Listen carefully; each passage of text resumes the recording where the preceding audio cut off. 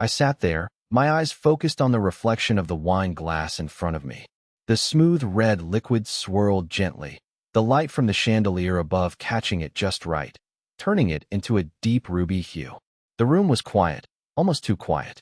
I could hear the faint hum of the refrigerator in the next room, the ticking of the old wall clock we'd inherited when we first moved in. But there was no conversation, no laughter, no warmth. It wasn't the kind of silence you could ignore, the kind you'd expect on a peaceful evening after a long day. It felt unnatural, like the absence of something important. And it wasn't just the silence in the room. It was the silence between us. I hadn't said a word for the past 15 minutes, not since we sat down to dinner. Elaine had asked me how my day went, but I hadn't answered her. I didn't feel like talking, and every time I tried to formulate a response, it felt meaningless. She didn't push. Elaine was always good at reading the room, at sensing when I needed space. But this time, there was something in her expression, a mix of confusion and mild annoyance, that made me think she was starting to get frustrated. "Are you even listening?" she asked, her voice breaking the quiet, the slight edge in her tone making it clear that this wasn't a casual question. I didn't look up immediately. My mind was still swirling, not about anything in particular, just an overwhelming sense of detachment. I was aware of every single thing around me, yet I felt disconnected from it all. The glass of wine, the quiet music playing in the background, the empty plate in front of me. I finally looked up, meeting her gaze across the table. She was waiting for me to answer, her lips pressed together in a tight line, her brow furrowed. "I'm thinking," I said, my voice sounding foreign to my own ears. "I'm thinking about what I'll do when I'm on my own again." There, I said it. The words hung in the air between us like an uninvited guest. I wasn't sure if I was ready to say it out loud, but it came out anyway, like it had been waiting on the tip of my tongue for months. The truth I had been too scared to acknowledge. She blinked, her expression faltering for a second, almost as if she didn't understand what I meant. She laughed nervously, probably hoping I was joking. "What do you mean, on your own? We're fine, aren't we?" Her words were laced with that familiar tone, the one that always seemed to follow after any hint of something serious, deflection. I didn't answer right away. I didn't know what to say.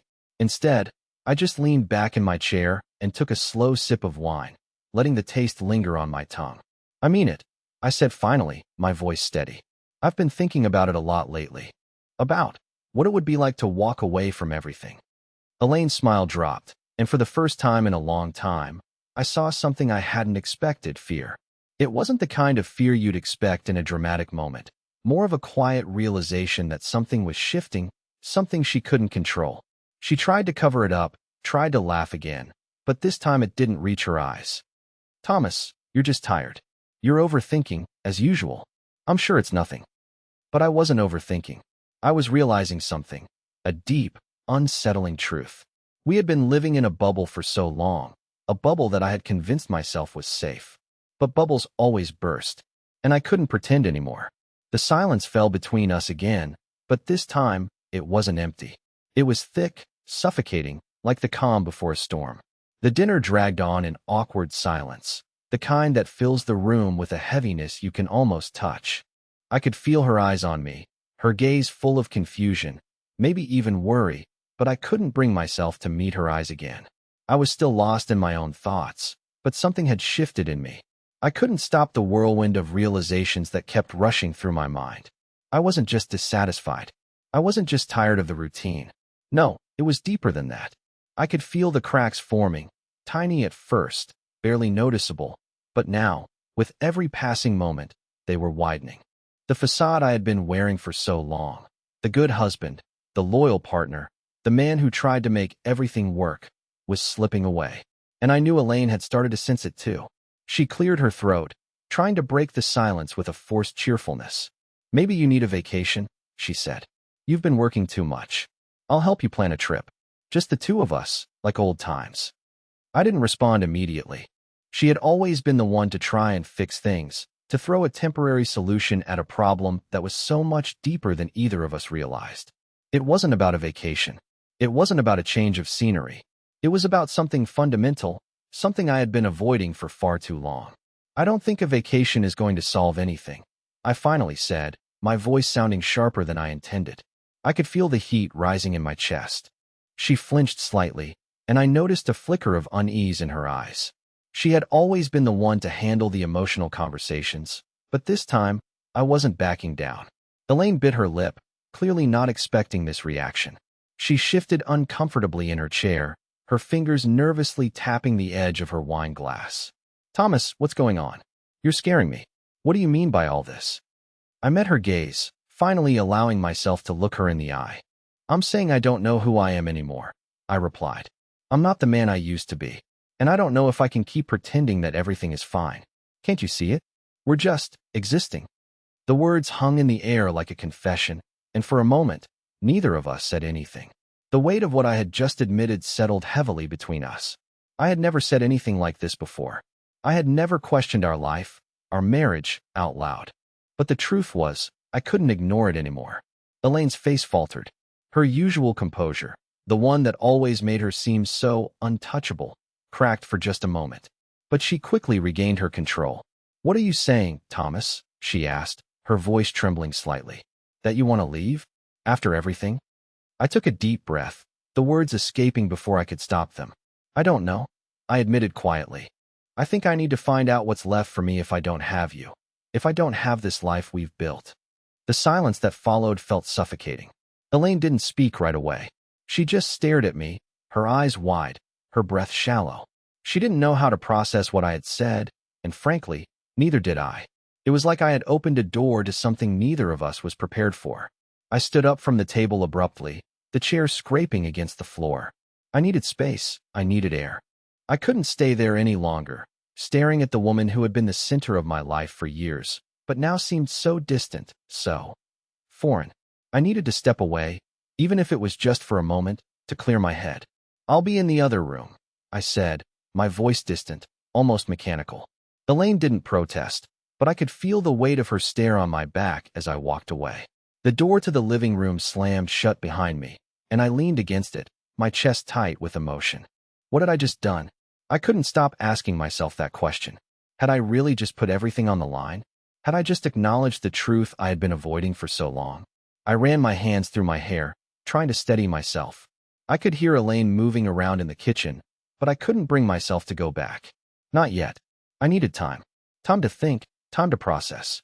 But I knew that deep down, nothing would ever be the same again. In that moment, I realized that once you open Pandora's box, you can never close it. And now that I had started to unravel the threads of my life, there was no turning back. I paced the living room, the sound of my footsteps echoing in the silence that had settled like a heavy fog. The room felt foreign, like I was walking through a space that no longer belonged to me, or maybe, that I no longer belonged to. I kept running through the conversation in my head, the words I had said to Elaine, and the way her face had dropped when I admitted what I had been thinking. It was like I had stripped away the last of the walls we had built together, and now there was nothing left but raw, exposed reality. I had never imagined that this moment would come. I had never thought that I would actually say it out loud, let alone face the consequences. But I had, and now, there was no taking it back. In the kitchen, I could hear the sound of dishes clinking together. I knew she was cleaning up, but I also knew she was avoiding me. Her silence was a quiet plea for me to come back, to smooth things over, to pretend that everything was okay again. But I couldn't do it. Not anymore. I had tried for so long to hold it all together, to ignore the deepening cracks in our relationship, but I couldn't keep pretending that everything was fine. The facade was crumbling, and I could feel it in every fiber of my being. I stared out the window, watching the shadows stretch across the backyard as the evening settled into night. It was peaceful, but the peace felt distant, like something that wasn't meant for me anymore. I didn't want to think about what was coming next. I didn't want to acknowledge that this moment, this raw, uncomfortable honesty, had set something irreversible into motion. But I had to face it. I heard the faint sound of footsteps behind me, and I turned just in time to see Elaine step into the room.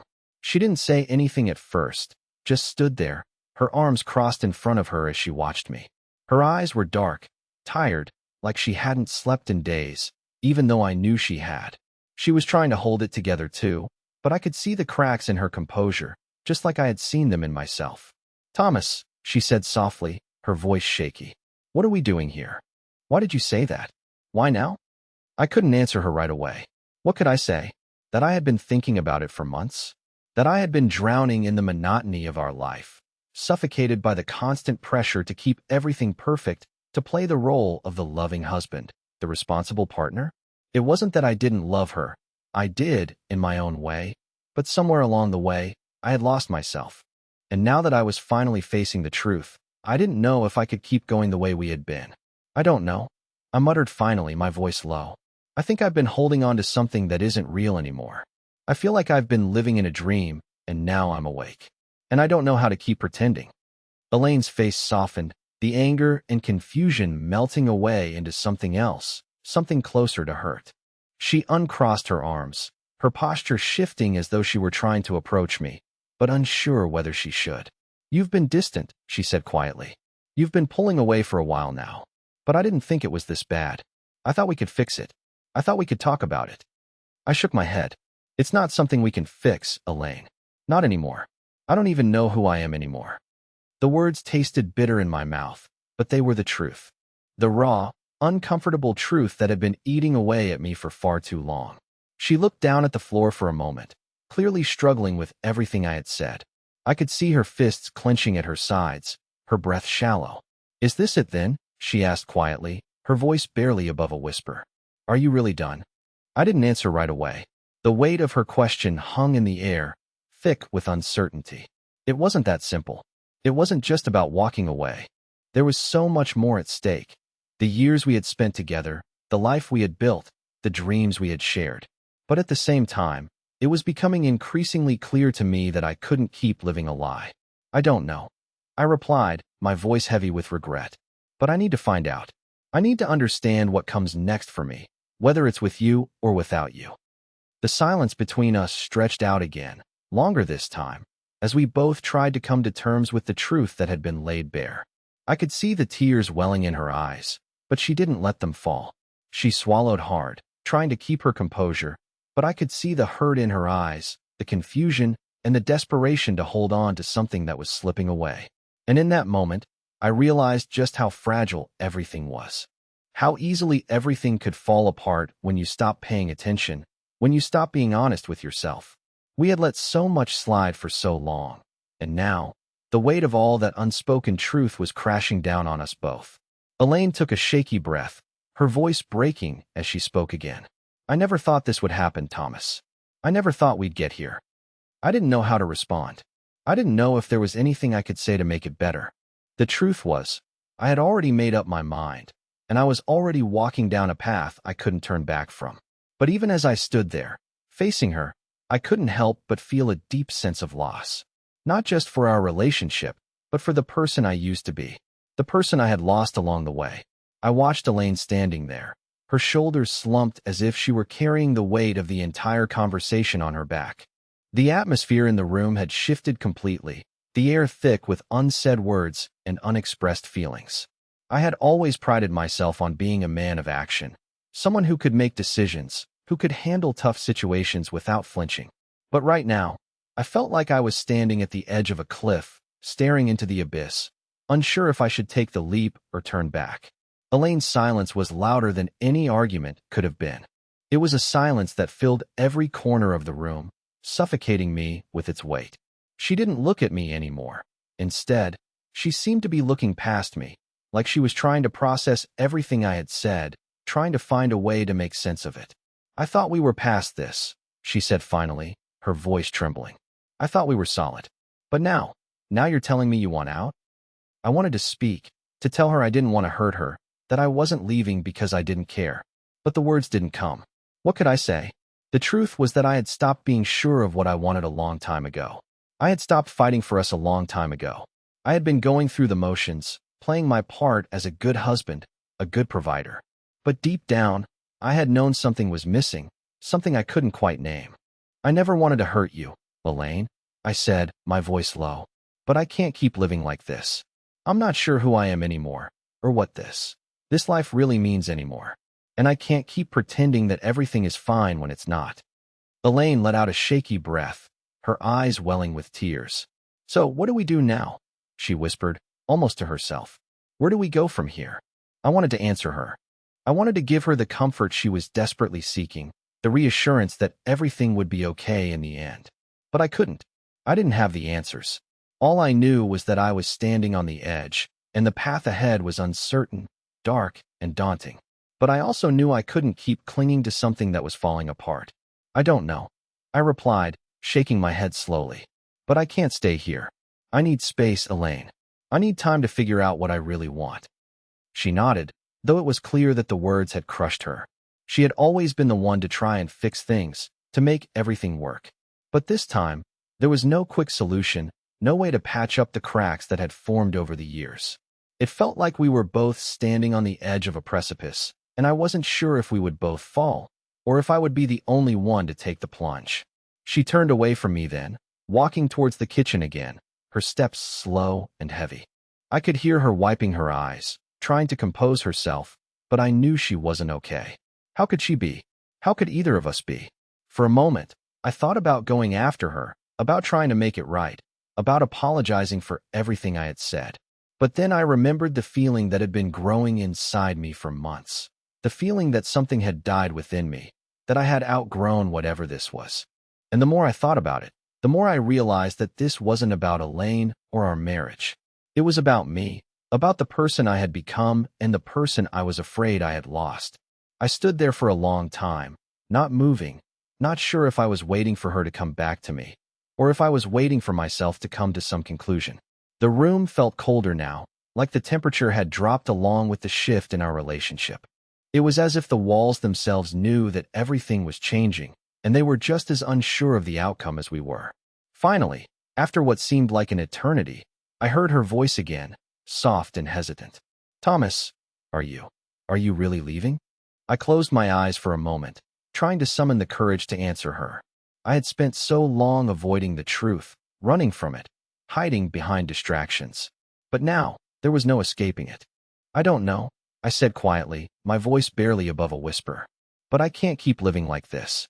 I need to figure out who I am, what I really want. And I can't do that while I'm still pretending everything's okay. There was no dramatic exit, no angry words exchanged. Just a heavy silence that hung between us, thick and suffocating. It was the kind of silence that comes when everything has been said and nothing more can be said. Elaine didn't answer.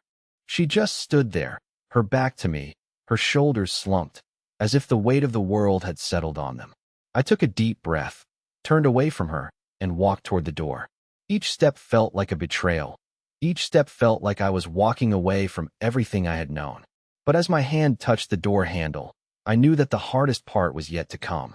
Because the truth was, even though I was leaving, I wasn't sure if I would ever really be able to leave behind the memories, the years we had spent together. And that thought lingered, cold and unsettling, as I stepped outside into the night. The night air was colder than I expected. It hit my face like a shock, almost as if the world itself was reminding me that things had changed, that there was no turning back. I didn't even know where I was going or why I was walking away from the house. But something inside me told me I needed to move, needed to break free from the suffocating weight of everything I had been carrying. Elaine's face kept haunting me, her wide eyes, the way she had looked at me as if I were a stranger, a man she no longer recognized. The raw hurt in her voice had been enough to break even the toughest part of me, the part that had convinced myself I was doing the right thing. But deep down, I knew I had to leave. If I didn't, I would lose myself completely. I hadn't packed anything, of course. I didn't know what I was going to do next. But in that moment, the lack of a plan seemed secondary. It felt as though the entire life I had built up until this point was shattering, and I wasn't sure how to pick up the pieces. I had been pretending for so long that I was happy, that things were fine, that I could handle the dissatisfaction, the distance between us. But the truth had finally broken through, and I couldn't bury it any longer. I found myself walking aimlessly, down streets I had driven through 1,000 times, but never noticed. Everything felt distant, like I was watching my life unfold from behind glass. The world around me felt foreign, like I was stepping into a version of reality where I no longer fit. My phone buzzed in my pocket, and I hesitated before pulling it out, seeing Elaine's name flashing across the screen. I didn't answer. I couldn't. I wasn't ready to hear her voice again, not yet. I needed time. Time to breathe, to think, to be alone with my thoughts. I had never been good at being alone with myself, and now, that was exactly what I was forced to do. I didn't even know what I wanted to think about, just that I needed the silence. The city lights flickered ahead of me, casting long shadows on the pavement, as if reflecting the darkness that had settled in my mind. The weight of what I had just done began to press down harder with every step. It was one thing to say I needed space, but it was something entirely different to actually walk away. I had never been the type of person to give up on things easily. In the past, when things got tough, I fought. But this time, I had no fight left in me. I reached a bench by the park, the familiar spot where I had often come to think in the past, and collapsed onto it, running my hands through my hair. My chest tightened, the reality of what I had done finally sinking in. I had left her. I had just walked away. And in that moment, the weight of freedom felt heavier than any burden I had carried in years. I could still hear her voice in my head, pleading, asking if we were really done, asking if there was any hope. I couldn't answer her, because, in truth, I didn't know. The only thing I knew for certain was that I had to figure out who I was again, apart from her, apart from this life. I had spent so long being what I thought I should be, a good husband, a good provider, a good partner, that I had forgotten to be myself. But even as I sat there, alone, the doubts began creeping in. Had I made the right choice? Could I have fought harder for us? Was I giving up on something that could have been fixed? I shook my head, trying to push the thoughts away. I couldn't keep second-guessing myself.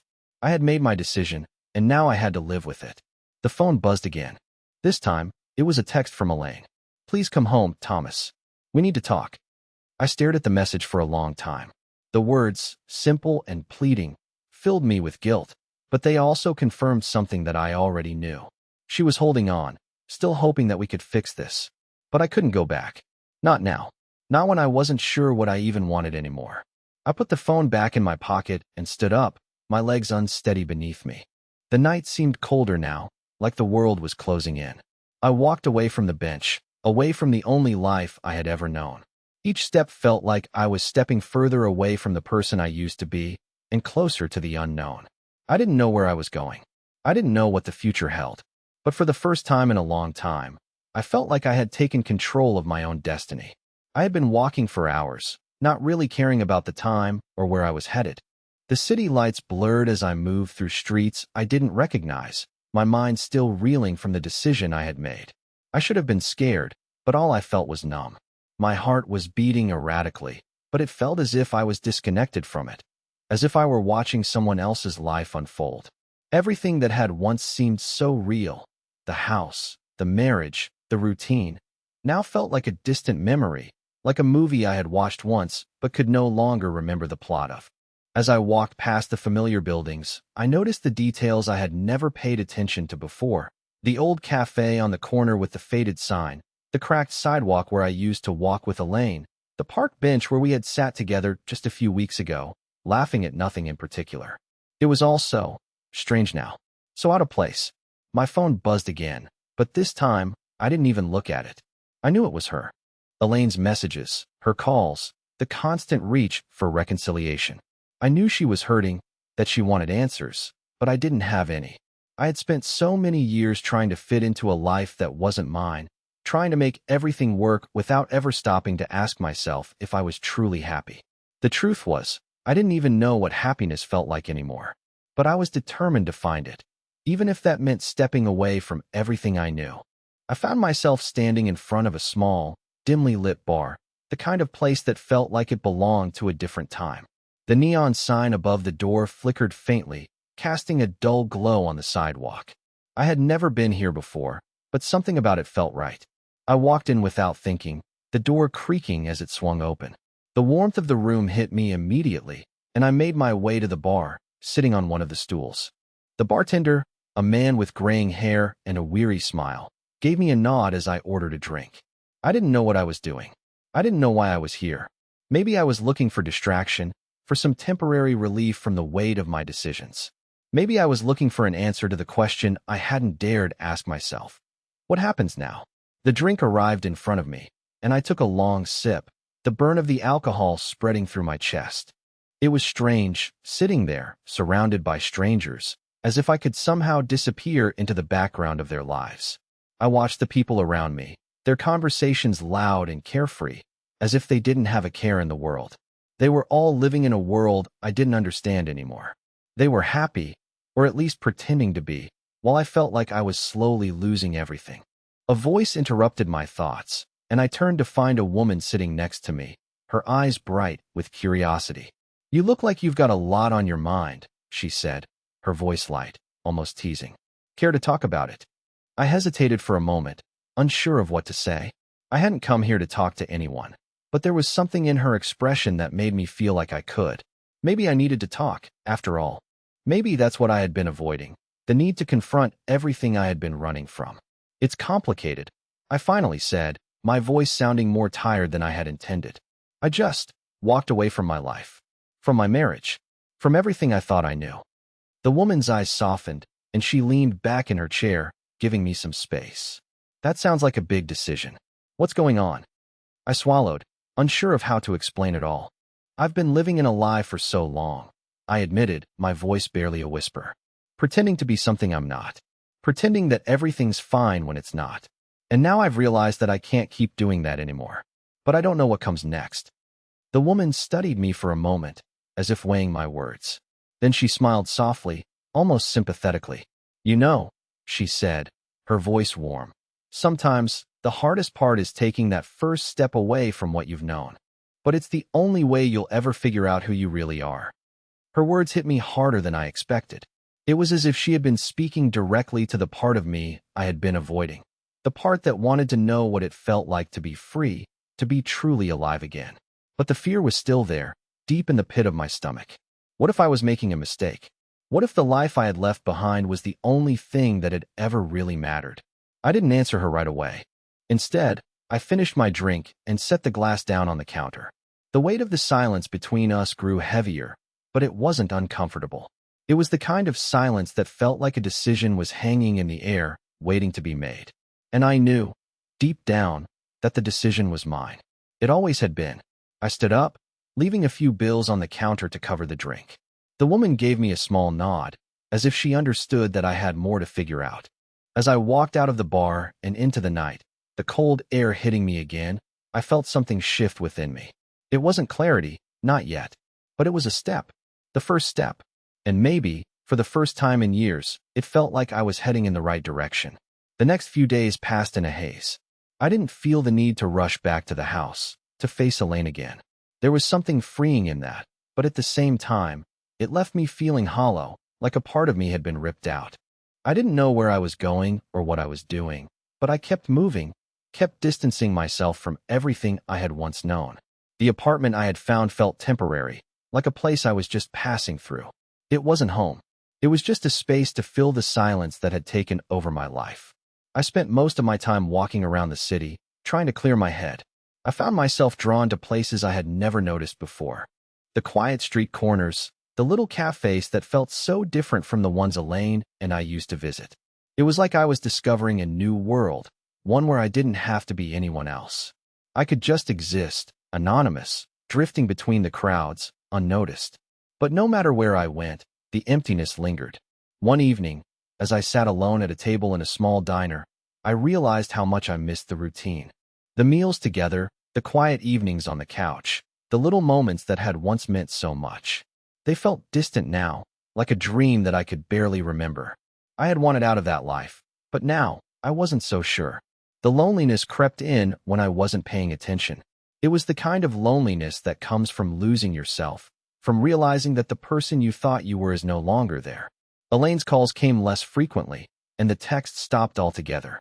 At first, I had felt guilty for shutting her out, but now, I couldn't bring myself to reach out. I had already stepped into this new life, this new version of myself, and I wasn't ready to face the past just yet.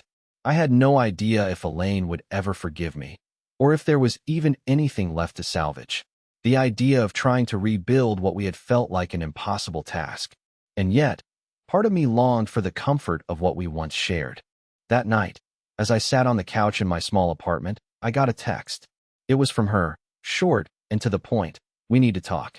I stared at the words for a long time. There was a knot in my chest, a mix of dread and something else. Longing, maybe. I didn't know what she wanted to say, but I couldn't bring myself to ignore it. Not after everything. I wasn't ready to face her, but I knew I had to. I called her. When she picked up, there was an immediate tension in the air. Neither of us said anything for a moment, both of us unsure of how to begin. I could hear the faint sound of her breathing on the other end of the line, and I wondered if she was feeling the same unease that I was. "Thomas," she said, her voice shaky. "I don't know what you want from me anymore. I don't know if you want to fix this, or if you've already made up your mind." I didn't know how to answer. I wasn't sure what I wanted either. Part of me wanted to apologize, to take everything back, to go home and pretend that none of this had ever happened. But another part of me knew that wasn't possible. Too much had changed. Too much had been said. Too much had been broken. "I'm not sure what I want, Elaine," I said finally, my voice quiet. "But I know I can't keep going the way we were. I can't keep pretending that everything's okay when I know it's not." There was a long pause on the other end of the line. I could hear her trying to hold back tears, the sharp intake of breath, the quiet sob that she didn't want me to hear. It hurt more than I expected. I thought I was prepared for it, but I wasn't. The guilt, the regret, it all hit me harder than I had anticipated. "Do you think this is what you really want?" she asked, her voice barely audible. "Do you think that walking away is going to make you feel better? Because right now, it feels like you're running from everything that mattered." I didn't know how to answer that. She was right. I had been running, but running from what? From her? From the life we built? From the things I had once loved? I wasn't sure anymore. It was easier to leave than to face the truth of it all. But every day that passed, I realized I couldn't keep avoiding it. The truth was there, lurking beneath the surface, and I couldn't outrun it forever. "I don't know," I whispered. "I don't know if this is what I want. I don't know if I'm doing the right thing. But I can't keep pretending, Elaine. I can't keep pretending that I'm someone I'm not." There was silence again. The kind of silence that drags on forever, like the pause before a storm. It was the silence of two people standing on opposite sides of a chasm, unable to reach each other. I felt the distance between us more clearly than ever before. The gap had grown so wide that it seemed impossible to bridge. And yet, I was still holding on to something, some thread of hope, that maybe, just maybe, things could be different. But I knew, deep down, that the only way to find out was to step into the unknown. "I think we need some time apart," Elaine said quietly, her voice filled with resignation. "Maybe it's the only way we'll figure out what we really want." I didn't respond immediately. There was nothing more to say. We had reached the point of no return, and now, it was just a matter of finding a way to move forward, separately. And as I hung up the phone, I realized that this was the hardest part. Not the leaving, not the walking away, but the waiting. The waiting for the answers that might never come. Days turned into weeks, and as time passed, I began to feel a strange sense of clarity settling in. The initial shock of leaving, of walking away from everything I had known, was slowly fading, replaced by something more peaceful. I had stopped running from myself, from the questions that had haunted me for so long. Elaine and I kept our distance, as we both needed space to figure out what we wanted. I spent the first few weeks in a state of constant reflection, sifting through my memories, my choices, and my emotions. I realized that, for so long, I had been trying to live up to some ideal, an idea of what marriage and life should be, but I had never truly asked myself what I wanted, what made me happy. It wasn't about escaping Elaine or our life together. It was about finding myself again, about discovering the person I used to be before the weight of expectations and routines took over. I started doing things that made me feel alive, even in small ways. I took up painting, something I had abandoned years ago. I spent weekends exploring new places around the city, things I had never noticed before. I even found a quiet park where I could sit and just be, without any distractions, without any obligations. For the first time in a long time, I felt like I was breathing. But then, one evening, out of nowhere, I got a message from Elaine. "I think it's time we talked." It was simple, but I could feel the weight behind it. I had been expecting this moment, but that didn't make it any easier. There was a part of me that was still unsure, still afraid of what it might mean. But there was another part of me that knew we both needed closure, or at least a sense of direction. We met at a small cafe in the afternoon, a place where we used to go on lazy Sundays.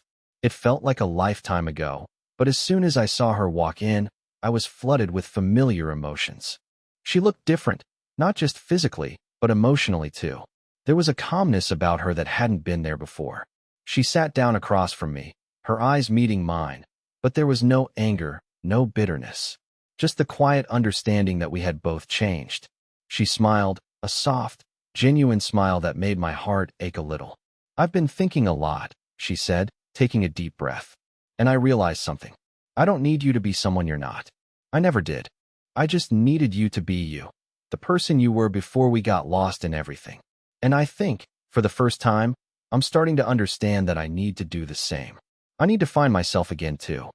I could feel the weight lifting off my shoulders. I hadn't expected this, but it was exactly what I needed to hear. The tension between us began to melt away, and for the first time in weeks, I felt like I could finally exhale. "I've been scared," I admitted, my voice quiet. "Scared of losing everything, of making the wrong choice. But the truth is, I was never truly lost. I just needed to remember who I was." She nodded, a glint of tears in her eyes, but there was no sadness in them, only a sense of resolution. "We both needed time to grow, Thomas. And now, I think we're ready to figure out what comes next." It wasn't a perfect moment, but it was real. It was the beginning of something new, not a return to what we once had, but a chance to build something different, something better. We weren't the same people we were before, but maybe that was exactly what we needed to find happiness again. We spent hours talking, sharing our thoughts and dreams, our fears and hopes. The more we spoke, the more we realized that we had both been holding on to the past, afraid of letting go, afraid of change. But now, we were ready to embrace it. There was no pressure, no rush. Just the quiet comfort of knowing that we had both come to a place where we could finally be ourselves, both as individuals and together. As we parted ways that evening, there was no sense of finality, no grand gesture, no dramatic resolution, just a quiet, mutual understanding that things had changed, but that change didn't have to mean the end. It could mean a new beginning. And for the first time in a long time, I felt hopeful about the future, not just for me, but for us. It wasn't perfect, but it was real, and that was enough.